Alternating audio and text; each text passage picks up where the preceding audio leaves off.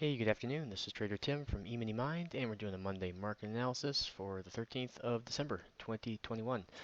We have an important Fed meeting coming up on Wednesday, and I was tempted to buy some puts on Friday at the close. I did not.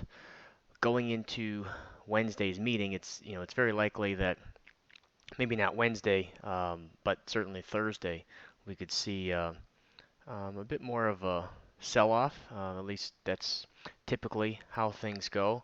And if we draw up the retracement on the daily chart, that next 50% is down at 4,600. Probably should have just jumped in on some puts ahead of the announcement here on Friday on a bullish close. But I typically don't like to buy puts at the going into a Friday at the close. So I didn't, and I don't think I will here unless we get an update tomorrow. I don't like buying them on a down day when they get more expensive when volatility goes up. So what we have this week is a likely chance for some decent price movements here, especially Thursday, Friday. The last couple of Fed meetings we've seen, like Tuesday actually have a lot of trading activity. So we'll see what tomorrow brings, but in typical fashion, we don't see a lot of activity on the Tuesday and then the Wednesday morning of the Fed meeting. People are kind of waiting around for what's going to take place, but we kind of know that the Fed is interested in raising rates next year, so it shouldn't be any surprise if they talk more about that here in their announcement on Wednesday afternoon. One thing to remember, though, is that especially for all the doomsdayers out there, even if inflation continues in its upward trajectory and continues to be high, especially for like the housing market, most, at least in America, the most popular mortgage is a 30-year fixed rate. So if prices of goods and services go up, your food costs more, your gas costs more, the stuff you like to do, go to restaurants and stuff, is costing more. Well, most people's mortgage uh, is not going to go up. It's fixed. So um, it's not necessarily affected by inflation the same way that prices of other goods and services are. So while it's certainly always good to have a somewhat decent cash position, in order to like the inflation alone will not kill the real estate market as far as the stock market is concerned. And when businesses are interested in borrowing money and the interest rates rise, the Fed's looking to raise interest rates to slow down that inflation. But as they raise interest rates, the cost of borrowing goes up. So we should see some of the tech stocks maybe slowing a little bit just because the cost of borrowing goes up.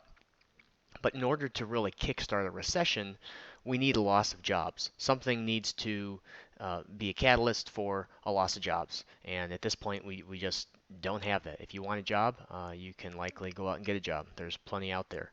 So going into 2022, not a ton of you know fear in terms of a systemic meltdown, but at the same time, it would be nice if we got a little bit of a pullback here, at the very least, in the stock market to kind of settle things out a little bit. We've talked about when the market's up at highs, making all-time highs, it can be a little bit challenging for intraday trading because volatility typically is very low, so the ranges aren't as big, and the follow-through isn't typically that great. Like if you come in here and you look at each candle, makes these little breaks above the prior day's high.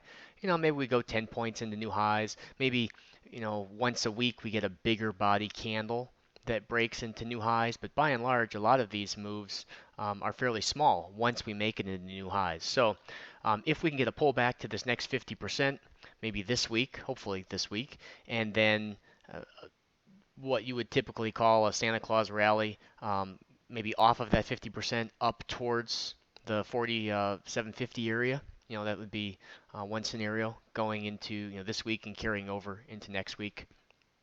As far as intraday goes, let's just take a look at today. There was quite a bit of activity. First 15-minute trade broke down, so it was a short. Traded for 5 or 6 points, and then we went up, kind of not really went up, but just moved a bit more sideways for the next oh 20 minutes or so, and then rolled over again. You can see just by looking at the chart, pretty strong downtrend this morning, and so the retracements there were quite a few. If I flip over to the chart here, we've got on the 5 minute chart there were a lot of retracements up on the 5 minute, and then short setups going down on the 512 tick chart. Then the full halfway back this morning, meaning the trading hours only high down to the morning's low, ended up coming close to the 50%. It was here. So it was about a point or so away, and then sold off. The trouble with this little guy here, for those that took this one, is we kind of made this little double bottom here, and then broke, and then kind of came up and retested the 50% short. So whether you got in using the 87 short or bringing the anchor down a little further, you would have really had to get in on the third test in order to stay in on the move down. So sometimes the market trades at the 50% and then kind of can shake you out before a big move, and then other times it trades nice and clean, and you catch that 15 pointer, and so you just have to kind of take the good with the bad. Sometimes you get a little lucky, sometimes you get a little unlucky, and that one was just a little bit of bad luck, just not being able to hang on to it for the whole leg down. There was a little long setup here, a counter trend long that occurred at the bottom of the first 30-minute range. I took that one. I liked it. Even though it traded down a little bit beyond the 60-1/8 here. Anytime we come down to the bottom of the first 30-minute range, and then we break below it, as we did here, and then we trade up, and now we're back in the first 30-minute range. I like that as a kind of a counter trend. The move was down, and then we started to trend higher, so taking a long is counter to the trend, looking for us to come up into the halfway back short of the day. We ended up doing that. It was just a little bit sloppy as well. So from there, if we delete that guy, we can see the next 50% retracement lined up with the underside of the first 30-minute range. If we move along here, and that guy had a nice little halfway back short as well, and that one rolled over pretty nicely. And then later in the day, we just moved up to the full halfway back once again. I know most of you are kind of done after the first 2 hours or so, as am I. But if we draw the full halfway back, that's kind of where we came back up to the underside of the first 30-minute range, and then had the last 20, 30 minutes or so sold off, kind of more into the close. So shouldn't be a real surprise that a bit of selling into this Fed meeting announcement with the kind of coming into the end of the year.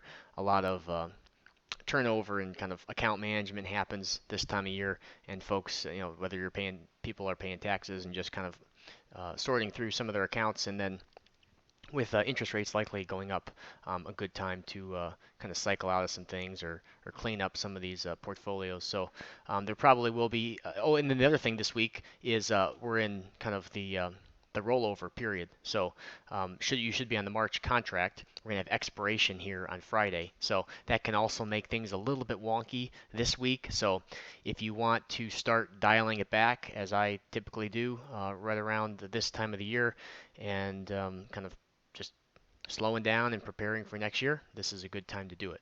So if you have questions, you can drop them in the comments below. If you want to tune in, we'll be doing a couple more Tuesday trading sessions this week and next week. You can tune in there at eminimind.com/VIP. So thanks, and we'll talk to you all soon.